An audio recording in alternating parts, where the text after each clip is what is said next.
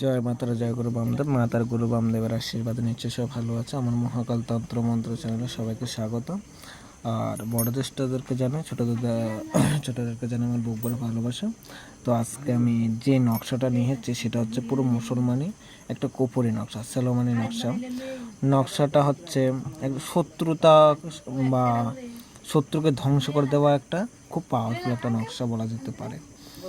ও recent নকশাটা আমি আমার গুরুদেবের কাছ থেকে পেয়েছিলাম, তো ভাবলাম নকশাটা আজকে তোমাদেরকে দিয়ে দিই। তো অনেক ক্ষেত্রে দেখা যায় যে শত্রুতা এমন একটা পর্যায়ে চলে যায় যে শত্রু যন্ত্রণা পিঠ দেওয়ালে ঠেকে যায়, তো সেক্ষেত্রে এই নকশাটাকে ব্যবহার করা যেতে পারে। একটিবার জন্য অন্তত ব্যবহার করে দেখুন।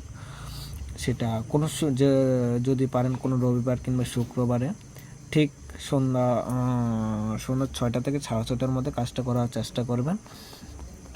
এখানে বেশি কিছু করতে হবে না, শুধুমাত্র একটুখানি হরিণের চামড়া নিয়ে নেবেন। চামড়ার উপর লোহার প্যারেক কিংবা লোহার কোনো কলম দিয়ে এই যন্ত্রটা পুরো অষ্টগন্ধার কালি আর যদি না পান মেশক জাফরান দিয়ে সুন্দর করে হুবাহু এক লিখে দেবেন। আর নিচে দিয়ে এখানে নাম আছে, এখানে ওর নামটা লিখে দেবেন। যদি পারেন সেটা শত্রু বাড়িতে গাড়িয়ে দেওয়ার চেষ্টা করবেন, আর যদি না পারেন তাহলে এটাকে শ্মশানে গাড়িয়ে দেবেন। দেখতে পাবেন 7 থেকে 11 দিনের ভিতর পুরো শত্রু বরবাদ হয়ে যাবে, মানে সে কখনো মাথা তুলে বাঁচতে পারবে না।